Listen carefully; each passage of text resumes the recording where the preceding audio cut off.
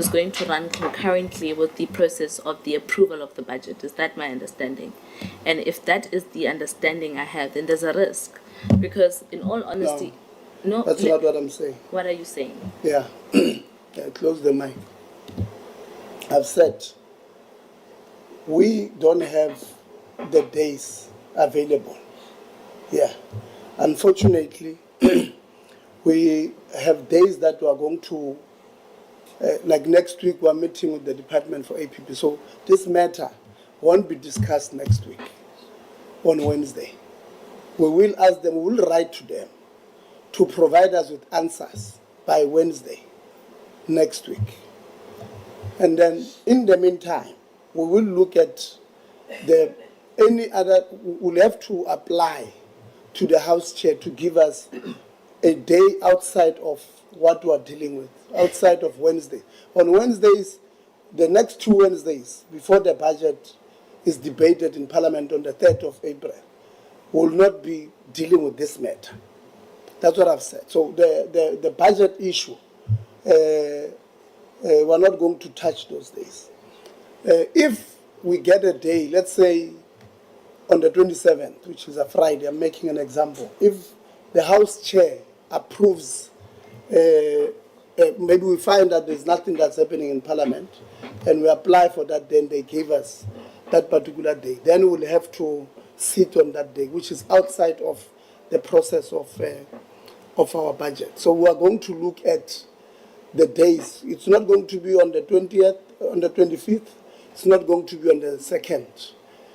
Because on that, unfortunately, because budget, we've had it for budget 3.0, budget must be debated in Parliament by the 3rd of April. Those are the days that Parliament have put aside. We are not going to change those ones. Even if you apply, they will tell you we are not going. We have a strict, that's why we've even removed having discussions with others.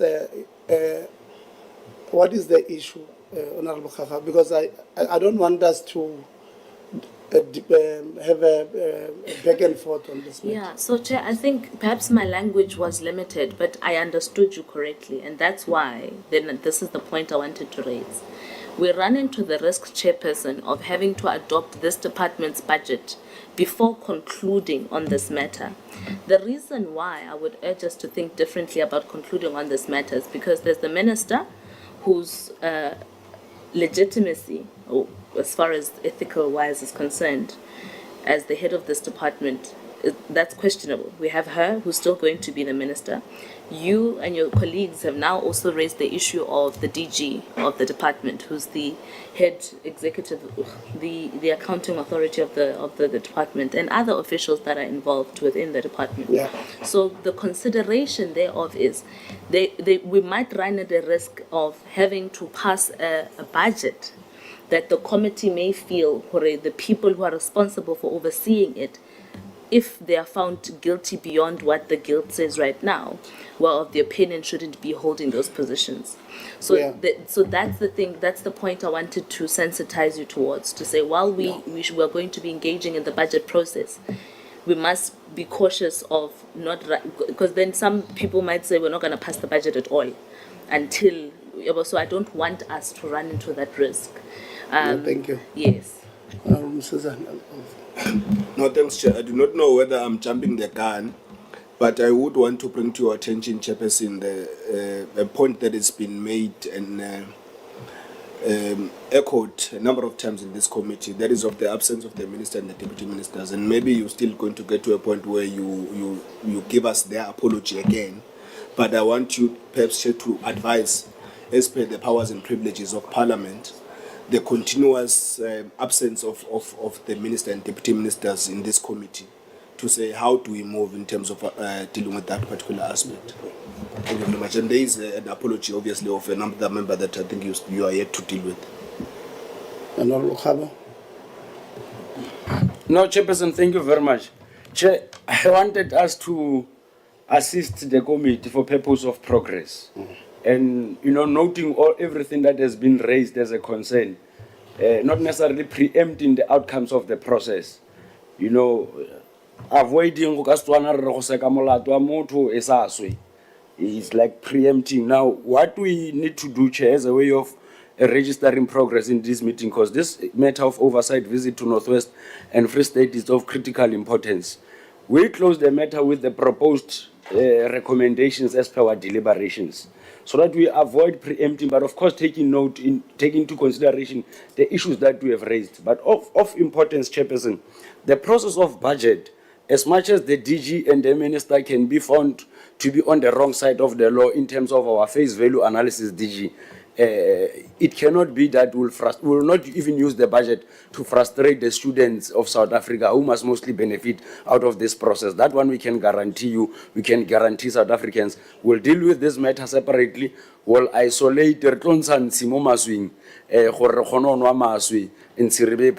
separately. Chairperson, with that being said, I think we fully agree with Honorable Cow that we are moving together.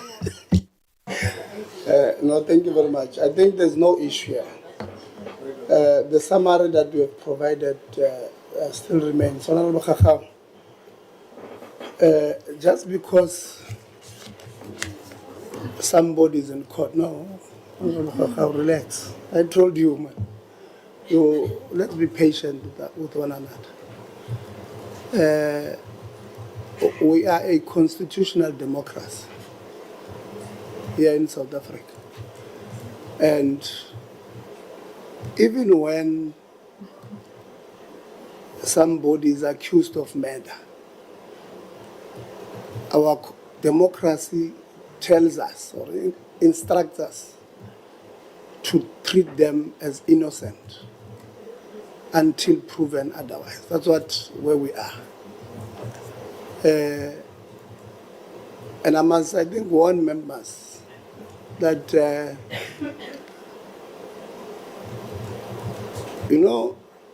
obviously political parties will take their posture on the budget and decide whether they are going to support or not support the budget.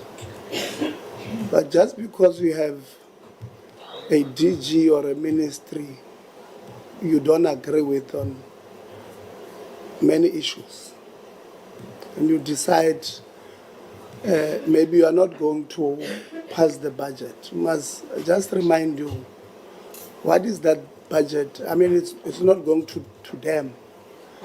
It goes to these universities. It goes to these poor students who are supposed to receive funding from NSFAS. It's supposed to go to those people. So if we don't approve it, those are the people that will be affected by that particular thing. So we will, the way we closed on, unfortunately we can't change the debate. Will happen on the 3rd of April, on the 3rd of July. Even today we received that letter that indicates, that reminds us, the money bills and all of that, that latest 3 April, you must vote for whether you are approving or not approving the budget. So we can't move anything there. And if we don't get the dates, Honorable Khakha, outside of our normal dates, there is nothing we will do but to debate the vote 17 on the 3rd of July between 2 and 4 at Good Hope Center. So we'll close it at Good Hope Chamber. We'll close it as that. AG, sorry for taking too long. We're going to deal with the introduction of ourselves, and then from there we're going to give the AG to take us through. We'll give the AG to deal with their report that they've given us, and then the AG has asked that immediately after that, they're asking that we engage them because they need to, this process they're doing it in all departments because the timelines that we have until the budgets of all other departments are approved. On apologies, we do have apologies of the minister who's attending cabinet today. We have the apology of 2 deputy ministers, one deputy minister Gondos in Ghana, Deputy Minister Manamela, who since coming back from Brazil has not been well, still not well. We have an apology of Honorable Nkabane, who is attending an IEC symposium in Durban. We have an apology of Honorable Younger Governor, who was booked off sick until the 20th of June. We have an apology of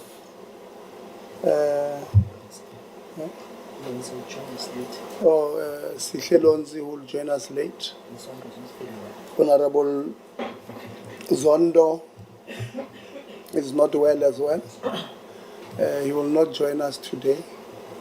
I think that's all the apologies we have. So I'm now going to introduce ourselves. And then after that, we are going to give to the AG. My name is Tebo Kholitsie, and I'm the chairperson of this committee. So I'm going to give Anel, and then from there we'll start this way. We'll just move this way, and then end somewhere here. Thank you, Chair. Anel Nkabane, Committee Secretary. Honorable Law, whilst you are doing the introduction, I would like you to just step in for me. I need to do something outside for 15 minutes. So I'd like you to chair this session of introduction and give to Mekhabo of AG to deal with the presentation. I'll be back after that. We can start. Zama. Good morning, Chair. Good morning, honorable members and officials from the department. My name is Zamahlangu Mtichwa. I'm the Deputy Business Unit Leader at the Auditor General. I'm responsible for the higher education audit. Good morning, Chair. Good morning, members, the DG and officials. I am Zamagwa Kekuzwayo, Executive Officer, National Skills Authority. Good morning, Chair. Good morning, committee members and management of the department. My name is Nana Shai, Senior Manager from the Auditor General. Good morning, Chair and honorable members. My name is Khabo Komape. I'm the Business Executive in the Auditor General of South Africa, responsible for the education sector. Thank you. Good morning, Chair. Nkosinathi Sishe, the Director General of the department. Good morning, Chair, honorable members, DG, and all the colleagues from AG as well. My name is Sam Zungu, DDG for TVETs. Thank you. Honorable members, Chairperson, my name is Malusi Delra Maroka, Acting Chief Director Exams. Good morning, Chair, honorable members, the DG, members of management of the Department of Higher Education and Training. My name is Pule Patrick Mashele, the Acting Regional Manager for Gauteng Free State Region. Thank you. Good morning, honorable Chairperson and members of the committee, the DG and members of the senior management of the department. My name is Themba Msipa, the Chief Director for TVET Systems Planning and Institutional Support. Very good morning, Honorable Chairperson, Honorable members, Director General of the Department of Higher Education and Training, Auditor General South Africa, esteemed colleagues. I'm Zogile Christopher Mosesheba from Valo, from the Department of Higher Education and Training at 123 Francis Bart Street in Pretoria. Good morning, Chair. Good morning, honorable members. All protocol observed. Spelele Ntuli, the branch coordinator in the TVET branch. Good morning, Chair, honourable members and colleagues. My name is Ntombi Zetusbizi. I'm the PLO Office of the Minister of Higher Education and Training in South Africa. Thank you. Good morning, Chair. Good morning, members and colleagues. My name is Lucian Kearns. I'm the acting CFO of the department. Good morning, Chair and the members, senior management and the DG. My name is Moya Rapatsa from the Department of Higher Education and Training. Good morning, Chair, honorable members. Sorry. What is your position? I'm a Deputy Director responsible for strategic planning and reporting. Okay, thank you. Over to you. Good morning, Chair, honorable members, colleagues. My name is David Motlame, the PLO in the Office of the Teacher. Good morning, Chair, honorable members, DG and colleagues. My name is Steve Mampejo. I'm the PLO to Deputy Minister Manamela. Thank you. Good morning, Chair and honorable members, the DG and colleagues. My name is David Yale, the Chief Director for Curriculum in the CT branch.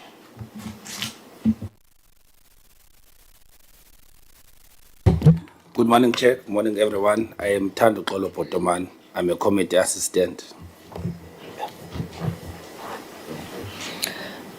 Good morning, Chairperson, honorable members, DGs, colleagues. My name is Poga Zigan. I'm the ANC caucus researcher. Thank you.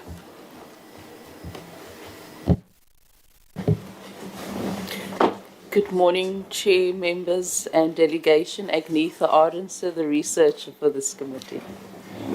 Good morning, Chair, members, all protocols observed. Mampaho Mundimba, Committee Content Advice. Good morning, Chair, honorable members, DG and colleagues. My name is Dr. Nick Balkrishnan, Regional Manager, Northwest and Mpumalanga Region. Good morning, Chair. Good morning, honorable members, colleagues in the House. My name is Khabu Matane. I'm the Chief Director in the Office of the DG. Good morning, Chair, members and colleagues. My name is Kabelo Makitla from the Auditor General, Liaison Manager.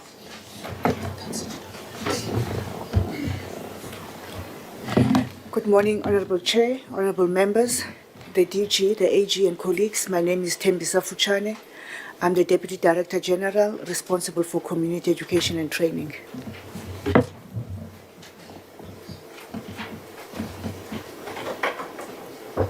Mama Seko. Good morning, Chair, honourable members, DG and colleagues. My name is Marcia Sotikwa. I'm the DDG for University Education. Dumelang bagolo lebitso la ka ke Matlhodi Maseko ke member ya committee ya higher education and training. Ke a leboga. Good morning, colleagues. My name is Karabo Khachau and I am a DA alternate member in this committee.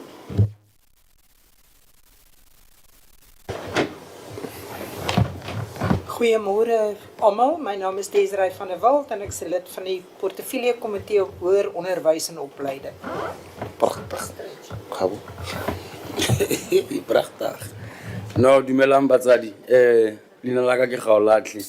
Sefane ke Khabo, ke leloko la komiti ena ya education and training. Ra leboga. Honorable Sol. Aware. Good morning, everyone. Ashley Koike, the first Salt is my name, and I'm a member, full member of this committee. Thank you. Sanibona ku AG department and colleagues. Igama lami ngumnqobo wakamsezane othunywa umkhonto wesizwe party okwazayo. A member of this portfolio committee. Anele? Okay. That's fine. Don't co-chair with me. It's fine. We're going to move to the AGSA to get the assessment on the department's entities on the financial year of 2025-2026. Immediately when you are done, we'll move to DA to give us their report, and then we'll engage after as members as per our presidency. So, Mekhabu, over to you. Thank you so much, Honorable Chair. Before you is a presentation from the Auditor General of South Africa. Let me first just express gratitude from the AGSA for the committee having invited us to indulge you in this manner. What we are bringing to the committee, Anele, if you can put it up. What we're bringing to the committee is the work that we've done on the annual performance plans of the department and its entities. You'll remember, Honorable Chair, that the work that we are doing is actually proactive. It's in line with the promise that AG Tsakani Maluleke has made to Parliament that we will move to assess the APPs prior to the actual audit that we do. So ordinarily, the audit outcome that we are bringing for 25-26 will then be incorporating the work that we do on both the APP and the APR. But for the APP, we had decided to do proactive work so that we are able to give at least feedback to the department and its entities together with the oversight structures on what we believe should be corrected if there's any correction that is required in the annual performance plan. So we've engaged the department and its entities on the work that we've done. In the presentation, we included all the items that we had identified. Many of those have been addressed. There is an annexure that we attached for the committee that would highlight the matters that have been addressed and those that have not been addressed. And we're grateful for the department to have listened to us to a certain extent on the items that they had opted to amend. You'll remember that the AGSA will not have an audit report relating to this work, simply because it's a proactive work where we are aiding Parliament, so that when you consider this APP, at least to a certain extent, it's crafted in line with the program, with the framework on performance planning, particularly to eliminate elements of ambiguity. If you go to our presentation, Anele, you would go to, just go to slide number 3 in particular. On slide number 3, this we brought to the committee multiple times, and we keep on emphasizing it because it just indicates the role players that are facilitating the work that higher education is doing. And as we indicate as the AGSA, that as a portfolio, we are going to be as strong as the weakest link in this particular link. So if senior management, if at DG level, if at minister level, if at audit committee level, in internal audit, one of those are not necessarily pulling their weight, you're going to have a problem in terms of the delivery that you want to see. The work that the AGSA has done currently with regard to the annual performance plan is to ensure that the APPs are crafted in line with the framework on performance planning. Particularly, we looked at the indicators, how they are worded, to make sure that, one, they are not ambiguous, so they are well defined. We're clear on what we are chasing and what are the priorities we want to focus on. But we also did work in assessing the targets in particular to make sure that the targets are meeting the SMART criteria. And that would mean that they are crafted in a manner that we can facilitate accountability. One of the things you'll see at the end, Honorable Chair, when we are closing off our presentation and we are highlighting the recommendations, and we are asking the committee that when you do consider the APP of the department and those of the entities, please also focus on whether the priorities that they are putting forward is aligned to your expectations. Because that's a work that the AGSA will not necessarily dictate. So we don't dictate what is the service delivery priorities that they need to put, but to the extent that it is sitting in the medium-term development plan, that already is done because government collectively would have decided that these are the indicators that has to be embedded in different sectors. There we would have asked the department to reconsider and therefore ensure that at least the MTDP indicators are there. But as I indicated, to the extent that we believe they were ambiguous, we also would have issued those findings, and if they address them, it would mean that the APP that you are sitting with would have taken care of that element. We had an opportunity to have a look at the APPs that they tabled in Parliament on Friday, so we were able to see some of the changes that are coming through, and that's why we attached the annex, Chair, Honorable Chair, that you are able to see what is it that we're still worried about. In the main department, you would see that the one that the department is still feeling strongly that they are staying with it, is where they are reporting, they are targeting the reports. Our view as the AGSA is that there must be a level of performance that bring forth service delivery, and let the reports be part of the ordinary governance structures and not be what you are targeting. I do know that the department have got a different view on that particular one. We are bringing to you so that as a committee you can make a determination of whether you are fully comfortable with that. But so far as the sitters, all 21 sitters, we looked at their APPs.